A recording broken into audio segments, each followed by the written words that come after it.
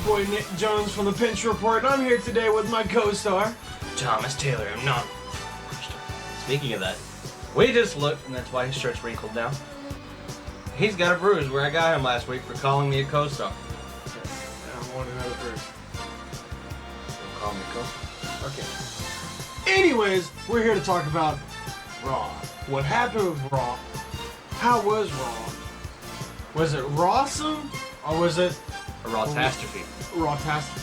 Perfect. That was pretty good. Kabam! I was gonna say Rawful. That works too. That's pretty good. I like that one. All right. So Raw, I'm happy. I'm really happy that wrestling, like WWE does this. They're always there when something bad happens in the world. They're there to comfort people. Let them know about their frustrations about what's going on in the situation, and I want to go out. 100% serious note. You just said frustrations.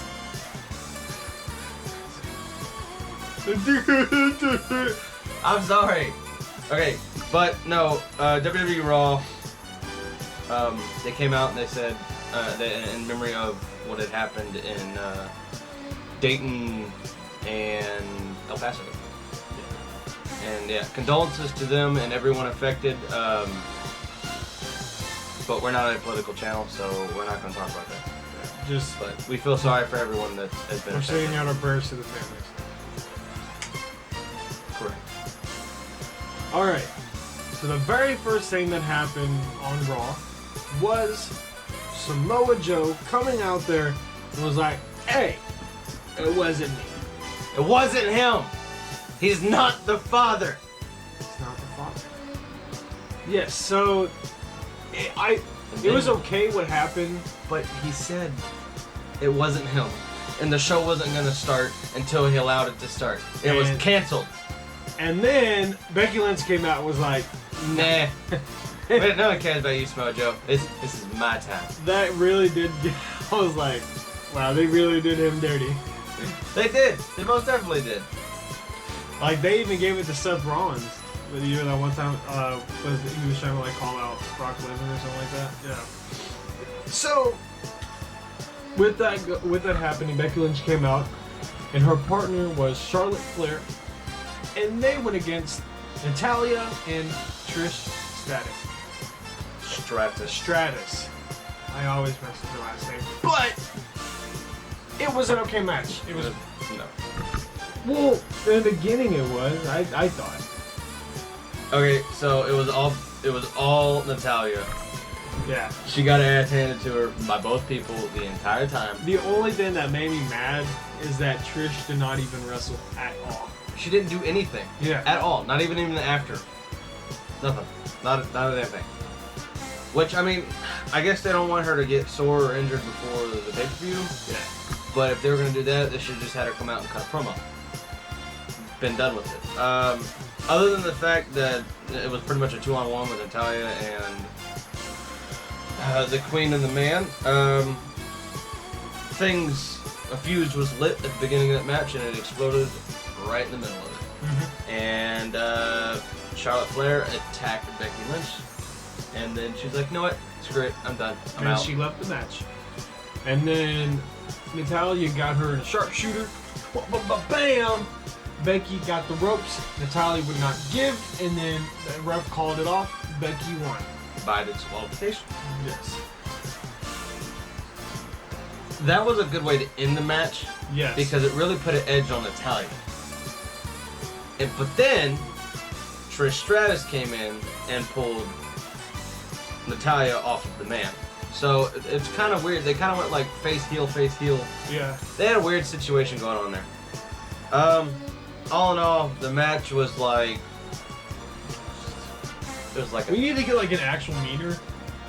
And we just it was pretty good. Woo! I'm down. We can make it happen. Let's get it. So then we go to our next match of the night. Which was the best match of the night. Most definitely. It was the only good thing that happened all night. The only good thing, not funny thing, good thing. Which was... Rey Mysterio versus Andrade. So the chemistry they have is great. Mind blowing. The match was phenomenal. Zelina Vega kept getting into the match. She did a... Okay, they're not going to call it that, but she did it. She did a stunner. You said that he slammed his head on the rope. No, that was a full-on freaking stunner on the apron. He was in between the second and third rope, and she ran up, and she was like, boom, right on the apron. He got stunned. I don't care what you have to say about that. Honestly, so I watched the video, right? And the guy that I watched, he even said, like, if they literally had that match every single Raw from now on, I would be okay with that. Okay, if they had the likes of Andrade, Rey Mysterio, Seth Rollins, Daniel Bryan, Ricochet. AJ Styles, Ricochet, if they had people like them, and there's a lot more that they have a lot more people that can wrestle like them, but they throw around these stupid feuds with no matches. And then like repeat matches. I mean, I understand build up. Build up is when you attack them off screen, or you attack them during a promo, or you shoot promos. Mm-hmm. You have one loss that starts the feud, and then it's just promo, random attacks and stuff like that that builds the feud, not the same match over and over and over. And then when you get to the actual pay-per-view, we don't want to watch it. Yeah, because we've already seen it 15 times. 30 times. But in the case of Andrade and Rey Mysterio, they've fought each other, what, 6 times already? Probably more, probably less. I'm not 100% sure, but every match they've had was perfect, on point. But anyways, Andrade defeated Rey Mysterio by pinfall. Good match. Next thing we got was the 24/7 champion. Oh my gosh, I'm so happy this happened. It kind of annoys me though. Well, I'm happy because I thought that the 24/7 championship was just going to be a lost cause now. For like 9 months? Yes. The baby would have came out the 24/7 champion?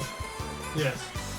The reason why it kind of made me mad is because they had Maria Kanellis. I understand that she was saying, okay, well, I'm going to be in like if she would have been talking to her husband saying that she was going to be in the OBGYN appointment. But to tell everyone that she was in the appointment and then say, well, if y'all want to pin me, that's the time. That kind of ruins it. Like, you could say it and then everyone can think that it's going to happen and then it happens and it's much better. Now that I'm thinking of it, I really wish the whole 9 months thing would have been funny because what could happen, she'll give birth and you know how they always give the baby to the mama? So the baby's on top of her and they just 1, 2, 3. There's still 9 months to go. Yes, there is. Anyways, the actual segment in general, I put it about right there. It was funny, it was entertaining, it was new. The baby's more struggle. That would be great. No. The baby would be Jamaican Joe. No. Who's your daddy? Who's... I didn't think of that. I felt like Nikki just for a second there. Alright, so... By the way, we're working on a video right now. Yeah, the wrestler that we're talking about is one of the little wrestlers. And what was his name? Jamaican Joe? Jamaican Joe. And he looks... It's Micro Wrestling. Yeah, he looks a lot like R-Truth or Kofi Kingston, one of them. You know, I actually watched a podcast between Kofi Kingston and R-Truth. And they said that they used to do it because they look so much alike, and when they're in like European countries that most people can't tell, that they would straight up switch passports to see if they can get through customs. Really? And it worked. That's funny. But on with the show. So we go to our next segment. Okay, so let's say we had 2 matches tonight. So we'll go on to our next segment, which was Seth Rollins and Brock Lesnar. I thought it was stupid. It was very stupid.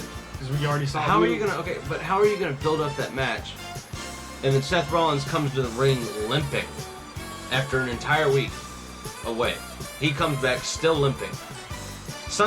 This Sunday, is the pay-per-view, and how do we even expect him to be 100%. 100%. Not even. I mean, I don't expect him to be at 100%, but if he's still limping after a week, we're 5 days away, 4 days away. Yeah. I don't think he'll be good. I think it's gonna be a squash match, or someone's gonna interfere. And then I would personally like to see Seth Rollins turn into a heel again. How is he gonna turn heel on Brock Lesnar? Brock Lesnar is the heel. Because no one, not even because he's a good heel, it's because no one likes him. Well, maybe they bring back the Authority. Maybe that's what makes a good heel. But that's besides the point. But actual, in general, segment, what do you rate it? Give it about a 25. Only because we already saw it last week, and we've seen it a lot of times, and we already know it's either going to be Brock Lesnar just wins, or Seth Rollins pulls something out of his ass. Yes. Anyways, so the next thing we got was Viking Raiders versus local competitors. We need to talk about it. We literally skipped through that match. So we started Raw late. And as soon as that came through, I don't even want to watch. We've watched, what, 4 weeks in a row now? I'm done. It's stupid. If you want them to look like a good monster tag team, put them against an actual tag team, and then have them right. The B team. They're a good team to actually go against. That they've actually established themselves as a good. We've seen them as a good tag team, and they'd be able to squash them. And then I said that wrong. But squash them. Yeah, that's the word I can't say. You just can't say everything else. So then we go on to our next match, the third match of the night. By the way, Drew McIntyre, Cedric, I kind of really do like. I love the feud. I love the feud. It's literally big man versus little man. Underdog, 100%. Yeah, it's an underdog story, and I like it. Did not like how Kurt Angle was just that was out of nowhere. Okay, but I think they just did that just because Kurt Angle was like, "Hey, you're coming to my hometown. I want to do something." Yeah. I personally, I would like to see Kurt Angle be in WWE more, but as a manager, I thought when he was a manager, I thought it was good. I loved it. Yep. They need to bring that back. Yep. But the match, so Drew McIntyre told Kurt Angle, "Hey, the match didn't even start. Come on, don't you know so?" I can't do it. Scott is Texas. Oh, I'm gonna let you know. So I can't. It's Australian. The match is gonna be fair. The match is. God, it's still Australian. Let's just stop. So Drew McIntyre went to Kurt Angle and was like, "Hey, I want you to rep this match fair." So I know we had our differences, but I want this match to be fair, clean across the board. Was that good? That was Irish. That wasn't Irish. That was more. Oh. Scottish is a lot bit. Oh it's well. Like it's closer than. It's like your vomit. It's closer than Aussie. But yeah, so, and it was pointless because Drew freaking interfered right before Alexander could even come out. Then the match didn't even happen, and then the lights went off, and then the Fiend arose. So this is what we were saying earlier about the matches and stuff, how they keep doing the rematch. So McIntyre attacked Alexander before the match even started. Yeah. So we didn't have to sit through another freaking match, which made their feud a lot better. Gives more of a reason for Cedric to win. But Bray Wyatt came out and did the little like claw thing that he does in their mouth and made the Mick Foley claw. What's that claw called? The claw. The claw. I was gonna say the same thing. The claw. But anyways, Curious he claw. came out and choked him out, and then we went to commercial. Yes. Then after that, the OC segment. Yeah. What do you? I'll put it. Just for story building mode, I'll put it about right here, but the fact that it was just kind of useless, yeah. But it's making Bray Wyatt look more sinister, and they're making sure that they're not gonna like him. Well, like they'll like him, but like there's obviously if they wanted someone not to like them, they should have made him go after Cedric. They want him as a, like, I wouldn't say a heel, but just someone really scary. Yeah. OCs versus the New Day. It was the original. Yeah. The only. The official. It's the original, the official, the only club that matters versus the New Day. It had a promising match, but it soiled AJ quickly. interfered, and then Ricochet got in there. Then they had a Yeah, because Kofi actually wasn't there, so it wasn't the full New Day team. So it was Ricochet with the New Day, which was Turned into a handicap match. yeah. And then the Ricochet came to save the day.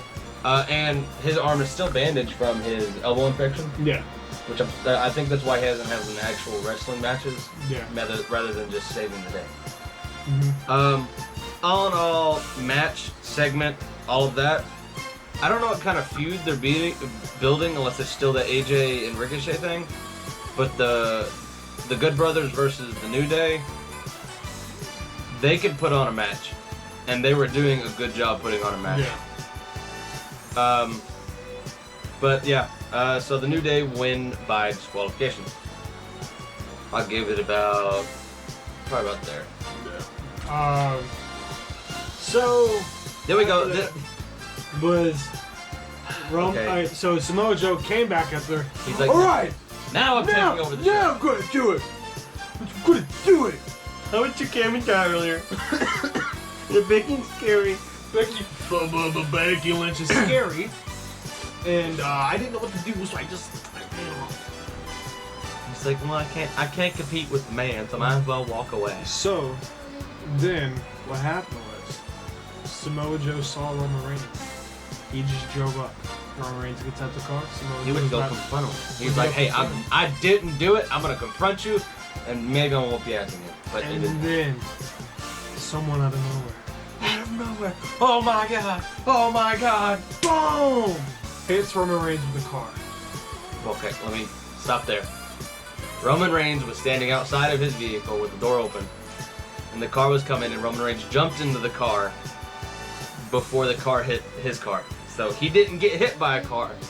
The car he was in got hit by a car. So maybe Samoa Joe planned this Or to get to leave the trail somewhere else. Or maybe they're.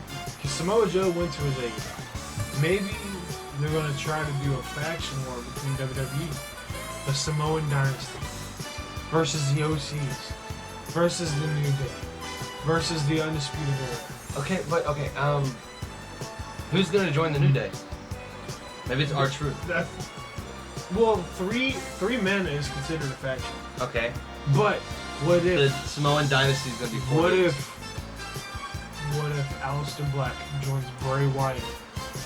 Then Luke Harper and Eric Rowan Return. join. And then they start a new Ministry of Darkness. Oh my god. You know how many factions WWE could have right now? They that can do go... a faction war, dude. That's what I want to see. I want to see different factions going at it. What's that match where they have the 2 rings connected? War Games. They need to have a War Games with a faction war. They need to have the New Day with R-Truth, the Samoan Dynasty, the OC with either Finn Balor and Shinsuke. I can see Ricochet joining. And then a new Wyatt family. And then, you know who else? You know who's going to be the 5th team? Sure. The old guy. You're going to have John Cena, The Rock, Stone Cold, and Shawn Michaels. And Triple H. No, that's 4. Maybe. I don't see that happening. But anyway, so Samoa Joe is off the hook. We don't know for sure. He might have planned it. All in all, I don't know. I can't really rate the segment because it wasn't really a segment. But then we go to, is this the main event? That is the main, no it's not. So the main event match, not the main event, was the thing. Iconics versus the Kabuki Snake? Kabuki Warriors, versus Nikki Cross and Alexa Bliss and Rose and Deville. And guess who your winners are? We'll talk about the match, but guess who the winners are? Guess who the winners are? Drop a comment before we say it, but you're probably not going to guess it. let's just look at that fast freckle. It's funny. I don't have a freckle, I have a scar. Oh, were you emo? No. When I was young, a 2-year-old stabbed me with a stick on fire. Anyways, the winner of the match was Nikki and Bliss. So we actually started off with Iconics with just wrecking house. They were going at it. They took out everyone. They looked good. And then they got taken out by, was it Rosa Deville? I think it was Rosa Deville. Yeah, it was Rosa Deville. You know what's funny? I like how Paige was with Sonya Deville and Mandy Rose in the National Kabaki Warriors. Kabuki. They're not Kabachi. We're not going out to eat. Kaduki. Mine out of the food. Kaduki. No. The Kaduki Warriors. But anyways, so like Mandy the Rose Kabuki eliminated Warriors. Billie Kay via bicycle knee and then 1, 2, 3. Yeah, they literally beat the tag team. Like, I'm happy that they're actually doing something with the championships though. So since they were the first ones eliminated, it was a guaranteed new champion. And then the second ones who were out was Mandy Rose and Sonya Deville. And then So it was the Kabuki Warriors versus is it Kabuki the or Nikki Kabuchi? Bliss. I think it's Kabuchi.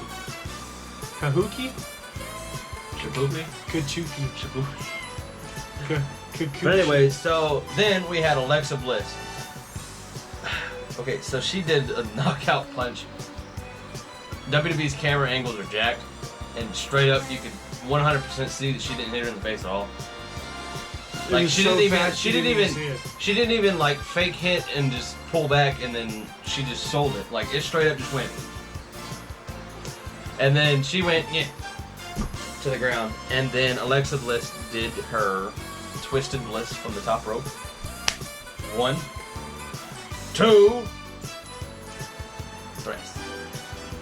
Chess? Is it tres or tres? I don't speak Spanish.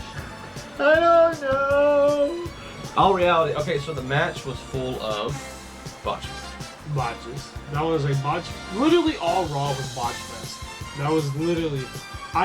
You know this botch compilation? They literally could have done a whole entire compilation on YouTube with this one. They just played the whole fucking show again. Yeah. Sorry about the language. Anyways, the last segment was between Dolph Ziggler, The Miz, and Shawn Michaels. The Dolph Ziggler signed the contract, then He Miz, just ran in. He was just like, I'm ready. and then Miz was like, oh. Since you're so I'm- enthusiastic. I'm not in this match. If you would read the fine print,